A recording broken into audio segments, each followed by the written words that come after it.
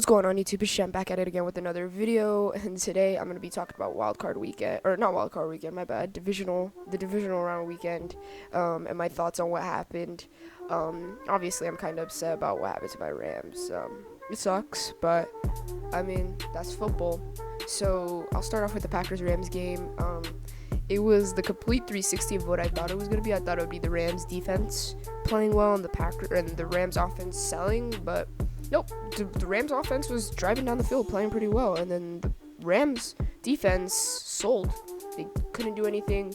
Staley was interviewing for head coaching jobs the whole week. Should have been preparing. I mean, And then at the same time, Aaron Donald, maybe he wasn't 100% because he wasn't playing a whole bunch, or he wasn't playing as many snaps as he normally does, and he just wasn't making an impact, and it just shows how big of a piece Aaron Donald is to that defense and how much he matters. But no credit should be taken away from Green Bay. That offense is elite. The offense is great, and they proved it last week. They're really, really good. And nobody should take away credit from them. It should be all credit to Aaron Rodgers and that run game. That they played really, really well. On to the next game, Buffalo versus Baltimore. Lamar Jackson got injured. It was mostly a defensive game the whole game. Maybe if Lamar doesn't get injured, they could come back. Losing your quarterback could be really detrimental to the way you play, and it could just even after the interception, like that's even more momentum taken away. Both quarterbacks didn't necessarily play great. I mean, as I said, it was mostly a defensive game, and Buffalo took care of business on their home field, and good for them, making doing well after 20 years of just straight sadness for their fans, which is really good for them. Cleveland versus Kansas City. Kansas City, Mahomes got out. We don't know if he's gonna play next week against Buffalo. Prayers up to him, man. It sucks for Kansas City fans, and that really took away momentum from them, and Cleveland capitalized on that. What's his name? Henny with that run on 3rd and 14, very clutch, and him diving on the ground trying to get that first down. That's a playoff quarterback mentality. He put his body on the line to help his team win, and it paid off. I mean, it got up to fourth and inches. Nobody thought they were actually going to snap the football. They snapped the football. Andy Reid I hope nobody takes away credit from Andy Reid, because Andy Reid, that's a gutsy play call to actually run a play on 4th and inches at midfield. That's very gutsy, but one hell of a play call from Andy Reid. Lots of credit to them. That was a great game. Cleveland, their offense was doing great. Their defense, not as much early on in the game because of Patrick Mahomes. He just felt like in the first half, it just felt like Mahomes was getting whatever he wanted. Like he was just whatever he wanted, he could just get it. That's how. Dang, Mahomes is good, man. Like, he's one hell of a quarterback. Damn, he is good. So he was just doing whatever, and although in the I'm gonna talk about this in the New Orleans and Tampa Bay game also. Although in the or actually just the Browns and Chiefs game and the Rams game, the Rams and Browns were getting I don't know, they were driving down the field and scoring. But I don't know if it's just me or it just felt like the other team always had a more fluid offense. Like they were just gonna get it, and it felt like the Rams and the Browns were just like they were like pushing down the field. Like it wasn't as fluid. It didn't feel as nice, and there was always a doubt in my head that they weren't gonna get it.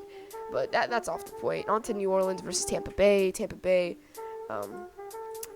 got outplayed. I don't care what anybody says. New Orleans without the turnovers. I mean, they didn't get outplayed, but New Orleans without the turnovers wins that game. One hell of a defensive game from Tampa Bay. I mean, the offense didn't even play that well. I didn't see them. They couldn't drive down the field. Like, neither team was driving down the field and having meticulous drives. It was mostly the defense setting them up with good field position. I'm pretty sure Drew Brees had 3 picks, 4 turnovers for the whole team, 1 fumble from Jared Cook. And Brady, he had 1 or 2 touchdown passes, and one of those touchdown passes was basically a pick six because Drew Brees got intercepted, almost takes it back. They're on like the 2-yard line. So, I mean, Brady was like 16 for 32 or something. Like, he was barely up at 50%. Like, that New Orleans defense was playing really, really well, and it felt like New Orleans had control of the game for the longest time until Tampa Bay went down the field and scored. Pretty sure to tie up the game. Wasn't it like 13-20? They went down the field to score, and then like you felt the momentum get away from New Orleans because you felt the momentum go away because Drew Brees threw an interception straight after. And I mean, like, right after that, and then they score, and it was just like, yeah, no, I didn't believe Tampa Bay was gonna win, but so be it. Next week, I got Green Bay beating Tampa Bay by a lot. I just don't believe in Tampa Bay. I still don't believe in Tampa Bay. They won that game because of their defense. I don't think their defense will stop Aaron Rodgers this week, and the offense will not keep up with that Packers offense at all. I don't believe that Tampa Bay could stay up. I don't think the offense generated any type of momentum or any type of, they didn't affect the game as a whole. It was the defense carrying that weight and like helping them get through. So I don't think the offense did much of that. And then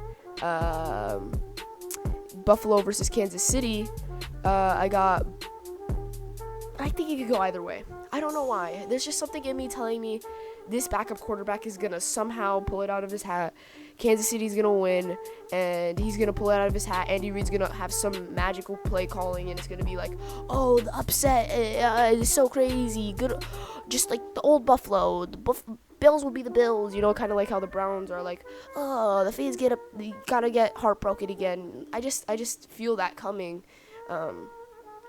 But I mean, the obvious pick is Buffalo without Patrick Mahomes. The team's not as electrifying, so obvious pick. So that's it for today's video. Thank you so much for watching. If you enjoyed, drop a like, sub, post notifications, and I'll see you in the next one.